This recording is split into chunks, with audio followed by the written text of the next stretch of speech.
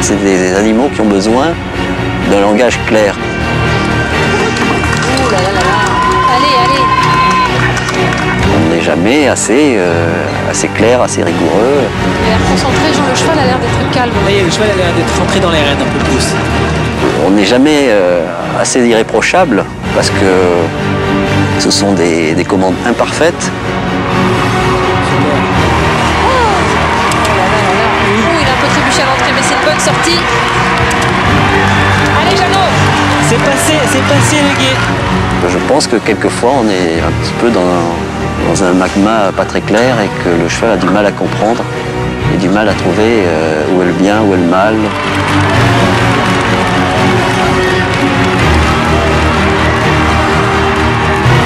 Moi je pense qu'il faut garder à l'esprit le bon développement du jeune cheval. La dernière combinaison de Jean Teller. Il va avoir du temps dépassé, mais c'est pas le plus grave. Pas beaucoup. Pas beaucoup, un petit peu quand même. Regardez, ça y est, il est en temps dépassé maintenant. Ce temps dépassé, ça peut lui coûter cher pour la médaille individuelle éventuellement. Allez Jean, le dernier. L'arche d'arrivée.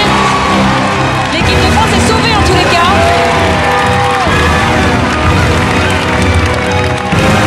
Il a fait le travail, Jean Teller, d'une façon assez magistrale.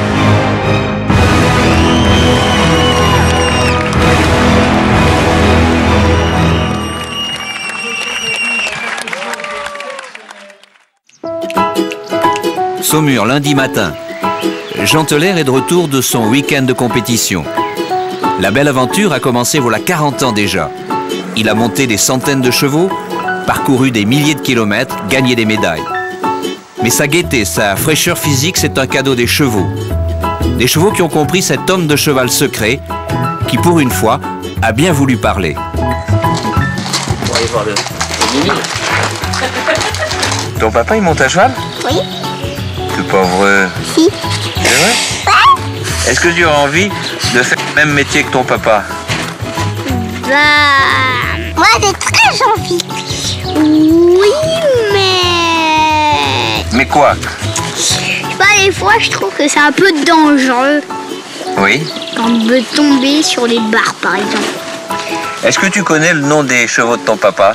Mes préférés c'est Cavallino, Choupetta et Obélix et Lasky.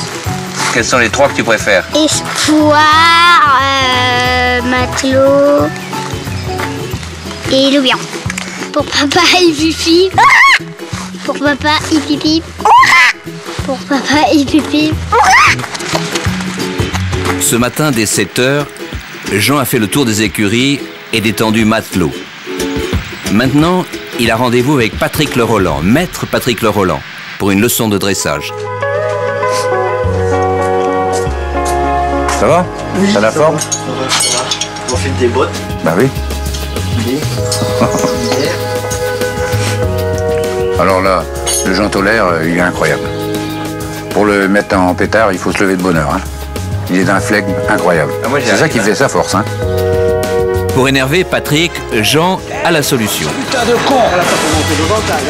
Ah la vache! Regarde, viens vers moi là. Ah bah oui, bah oui. Il change pas, tu sais, lui.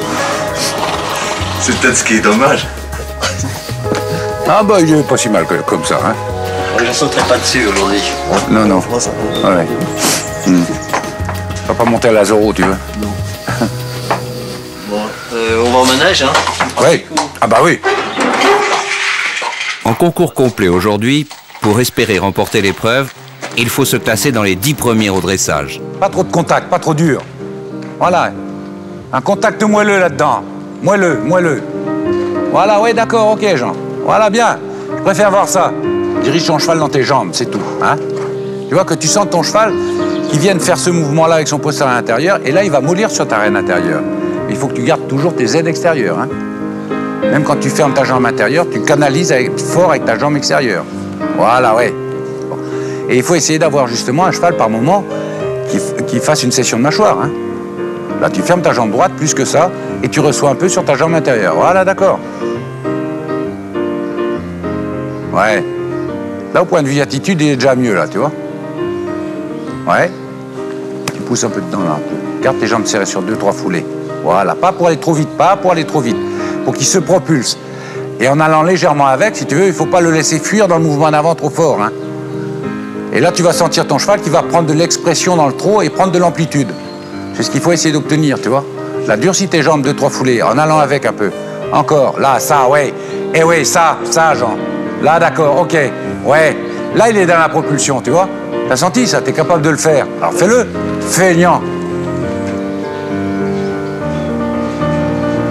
Fort de côté, déjà dès le départ. Et toi, avance les mains et va de côté, toi, avec tes 2 mains du côté où tu vas. En l'arrondissant sur ta raie gauche. Ta main droite, pas à gauche, ta main droite. Dès que tu commences à appuyer légèrement, il s'engage beaucoup plus. Voilà, oui, ça. Incurver un tout petit peu et continue à appuyer là-dessus, Jean. Voilà, ça, ouais. D'accord, ok. J'ai déjà dit, hein. Il ne faut pas être cul-de-jatte pour monter à cheval. Il faut être manchot, mais pas cul-de-jatte. Voilà, ouais. Et monte-le. Et va avec. Voilà, ouais, pas plus vite. Garde sur tes 2 rênes, là. Ta jambe droite un peu serrée. Et dès que je t'ai demandé de fermer un peu tes jambes, ton cheval, au lieu de trotter comme ça, je l'ai vu, hop, il commençait à trotter comme ça. Mais sans fuir dans le mouvement d'avant. Parce qu'on voyait bien le cheval qui se propulsait, là, justement. Tu vois? Voilà, tu vois. Le plus important, c'est pas forcément l'arrêt, reculer, repartir. C'est le balancer d'arrière en avant, d'avant en arrière. Quand on vous demande de vous arrêter, reculer de 4 pas, par exemple, tu recules 4 pas. Dans les reprises supérieures, on vous demande d'avancer 4 pas, reculer de 4 pas. On ne s'arrête pas entre les deux, c'est fini. Tu comprends? Et là, tu sens ton cheval qui est bien. Il ne faut pas qu'il pèse à la main comme ça pour reculer, tu vois. Rappelle-toi dans le temps, les anciens, quand ils allaient se présenter en concours, ils disaient bonjour au jury. Qu'est-ce qu'ils faisaient? Systématiquement, hop, ils reculaient et ils repartaient au galop. Maintenant, les gars, ils disent bonjour, salut. Et galop, sur la gueule, allez, va donc. Premier obstacle, 4 points. Ah, bah oui. Mon cheval, il fait 4 points, tu pars. Non, avec ce cheval-là, tu dois tout gagner, hein. Non, il est bien, ton cheval-là. Sur la trentaine de chevaux présents dans ces écuries, Espoir 19 ans, jeune retraité et dernière tête de l'alignement, reste l'exemple à suivre. Ses succès tapissent son box.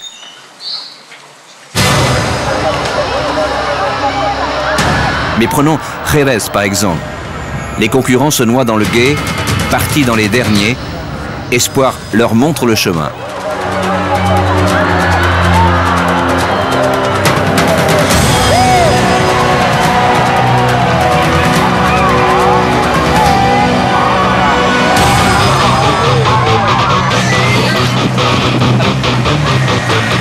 Allô?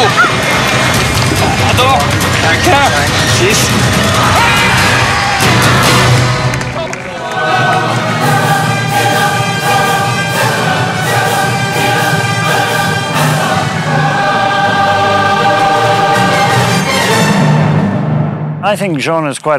Vous savez, Jean est un top cavalier, très classique, très en place, surtout à l'obstacle.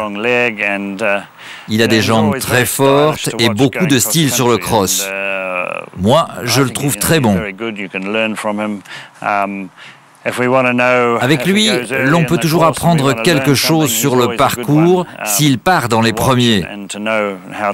Il possède une super technique, très classique. Moi, ce qui m'importe le plus, c'est d'arriver à être performant en compétition, parce que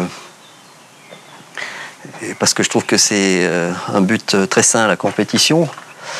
Mais tout en gardant à l'esprit qu'on aime beaucoup que nos chevaux soient heureux. Donc voilà, c'est pour ça qu'on essaie de penser à une progression raisonnée de chacun de ces chevaux. Voilà. Mais je pense qu'effectivement, moi je pense que la compétition est un but tout à fait noble et courageux. C'est bien de s'exhiber et de se soumettre au jugement d'un public, d'un jury. Voilà, qui sont... Et en plus, c'est tout à fait dans ton tempérament de t'exhiber. Oui, moi j'aime bien.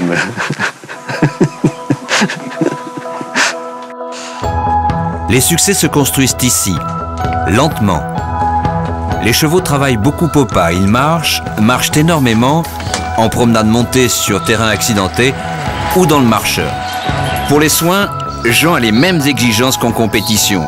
Il est le premier palefrenier de son écurie qu'il occupe du matin au soir, parfois sans dire un mot. En 1 an et demi, je l'ai vu se fâcher très peu de fois. C'était pas vraiment se fâcher, c'était une petite réflexion assez sèche, mais ça peut surprendre de la part de Jean. Il y a toutes sortes d'habitudes de vie, de caractéristiques physiques qu'on apprend à connaître chez le cheval et qui font faire que par la suite, on va s'occuper de lui, du point de vue soins, etc., de façon très particulière parce qu'on a remarqué ceci ou cela au travail à la maison. Oui. Mabel, la chef d'écurie, règne sur une trentaine de chevaux, secondée par 3 stagiaires et un garçon.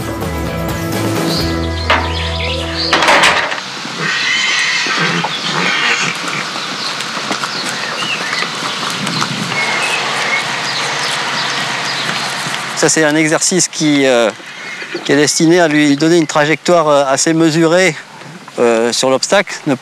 Déjà, ne pas décaler sa trajectoire derrière parce qu'il y a une barre derrière avant laquelle il doit se recevoir. Donc ça lui fait un saut contrôlé et rond. Voilà. Le but, c'est de l'avoir décontracté en équilibre, sans conflit avec son cavalier. C'est formateur pour les jeunes chevaux, ça leur apprend à mesurer leur trajectoire. Les chevaux raides, ça les met devant leurs problèmes, c'est-à-dire qu'ils sont obligés de se compacter pour s'inscrire dans le dispositif. C'est recommandé à tout type de chevaux et de cavaliers parce que ça demande d'avoir du contrôle, de l'équilibre et voilà, oui, un peu de décontraction aussi. Voilà. Les 3 disciplines du complet demandent au cheval des qualités très opposées qui obligent à des entraînements très différents. C'est assez agréable de penser qu'on leur offre quand même quelque chose d'un peu varié et récréatif, quoi. C'est pour ça qu'on se soucie de ne pas trop bachoter le dressage, de faire ça dans des endroits divers, dans des attitudes aussi de travail variées, et puis également changer de discipline, oui. Par contre, c'est aussi un des inconvénients de notre discipline, c'est qu'on propose à ces chevaux-là des exercices très différents qui demandent des équilibres souvent contradictoires. Et l'exercice d'un jour peut compliquer celui du lendemain, parce qu'on l'a un petit peu ouvert, ou au contraire on l'a un peu ratatiné. Voilà. Donc à nous de doser. Les exigences qu'il a avec les chevaux. Nous, quand on est jeune, je pense qu'on n'a pas forcément toute cette expérience et alors on laisse aller, on laisse couler des fois les choses. Ces gens-là qui sont plus expérimentés sont beaucoup plus drastiques sur leur demande et la réponse à la demande. Et on se rend bien compte que les chevaux sont bien plus à l'écoute des jambes de Jean que des nôtres. Si vous appliquez à faire ce qu'il dit, ben, généralement ça marche et ça se passe comme il a dit. Hein. Au-delà du sport et de la compétition, c'est un homme de cheval avant tout, quoi. C'est un luxe d'avoir le temps de développer le physique d'un jeune cheval. Souvent, c'est souvent ça le facteur limitant, c'est-à-dire qu'on ne peut pas imposer telle intensité de travail à un cheval dont le physique n'est pas formé. C'est aller au-devant d'incidents, à la rencontre d'incidents, de santé principalement. Ou alors, oui, une perte de confiance chez le cheval qui n'est pas capable d'assimiler les exercices qui arrivent trop vite. Petit détour par la boutique du bottier. Tu vois? Oh, mais c'est pas grave ça. Voilà, on va encore la réparer. Ouais. Hein? Ouais, il y a problème. Tu pars à quelle heure? 10h. C'est bon. Demain. Ouais, c'est bon. Jean, il m'a fait découvrir une chose, c'est que les bottes marron sont beaucoup plus confortables que les bottes noires. Et ça vient du cuir tout simplement, mais ouais, mais on ne l'avait jamais dit avant. Et un jour il me dit ça, il me dit, tu sais, je suis toujours bien mieux dans les bottes marron que dans les bottes noires. Et il se trouve que le cuir marron, il a, quand on taille un cuir marron, c'est beaucoup plus naturel de faire un cuir marron qu'un cuir noir. pour faire du cuir noir, les tanneurs doivent utiliser un espèce de produit qui, pour que le noir accroche sur le cuir, qui doit le rigidifier un petit peu. Et le cuir marron est beaucoup plus souple que le cuir noir. Je sais que celles-ci sont plus vieilles que tu penses. Oui, oui, c'est bon. Ah ouais, elles sont très très âgées ces bottes. Elles ont une vie, là elles sont refaites de partout. Ouais. Et... Ils sont sentimentaux ces cavaliers, hein. Ils veulent pas les lâcher. Hein. Mais les bouts, c'est quand je joue au football que ça les abîme un peu. Tu peux lui recoller, c'est pour demain matin, il part à Vittel. Ouais. Ok, tu vois ça? Oui, il n'y a pas de souci.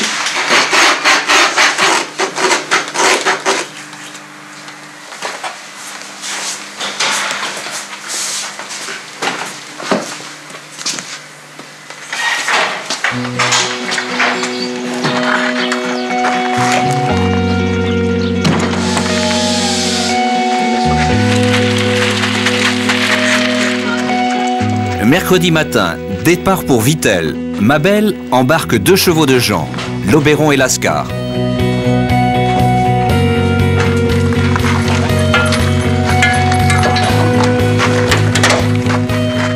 avez le droit d'être bon, les gars. Et puis toi, Jean, tâche d'être un peu plus saignant. Sinon, c'est le viager qui t'attend. Tu veux acheter cette installation en viager? C'était pas bon, c'est ce qui va se passer. Hein. C'est quand même une discipline qui nous amuse. C'est principalement ça et qui réunit des amis qui ont le même goût pour les chevaux et cette discipline-là et qui se retrouvent en week-end. Voilà. L'ami ta moumoute. Bon, vous connaissez Didier? Didier, c'est Didier Denain, cavalier international. C'est lui qui, cette semaine, achemine les chevaux de Jean. Comme moi, j'arrive vers maman et c'est encore la nuit, il est pas là, papa.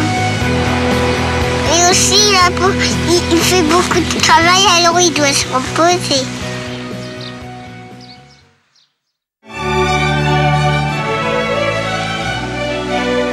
Vittel, ses os, sécuriste, son charme désuet, l'on se croirait dans un roman du 19e. Ça fait 40 ans que nous sommes venus pour la première fois à Vittel. C'était en 71 pour un critérium interligue. C'était une compétition pour les jeunes. Tu étais minime à l'époque? Non, l'année suivante, j'étais junior, puisqu'il y avait un championnat junior en 72. Et depuis, on vient régulièrement quand même à Vittel, oui, bien sûr. Vittel, épreuve du Grand National, correspond à un CIC 3 étoiles. Ce week-end, Jean sait que le match sera difficile. En ce moment, Lascar, comme l'Oberon, refuse le dressage. L'Oberon, en une phrase, qu'est-ce que tu dis de lui? C'est un peu grand bené, encore immature, mais de bonne volonté et plutôt assez gentil. C'est un cheval qui montrait d'énormes moyens à l'obstacle, surtout. Et qui n'était pas cher parce qu'il était difficile, pas très coopératif. Voilà, donc on l'a acheté comme ça, surtout parce qu'il n'était pas très cher. L'Oberon de Sourire, cheval de selle français, hongre de 12 ans. Ici à Pompadour, ce joli baie cerise termine 5e du championnat de France. Jean l'a acheté avec ses amis le prix d'une Twingo. Une Twingo difficile à piloter. Mais tu as la réputation d'aimer aussi ces chevaux difficiles. Surtout pas, non. Non. C'est un cliché. Bah, moi je suis surtout très limité par mes moyens financiers. Et je peux pas acheter n'importe quel cheval. Et quand on a peu de moyens et qu'on achète des chevaux pas chers, et ben, ils ont plus de défauts que ceux qui sont chers sur le marché, automatiquement. Voilà. On perd du temps, mais on en gagne en connaissance de l'animal et en connaissance de soi-même, non? Oui, c'est très intéressant, mais si on n'est pas performant pendant 3 ans, c'est pas très intéressant. Quoi. Dans l'attitude là.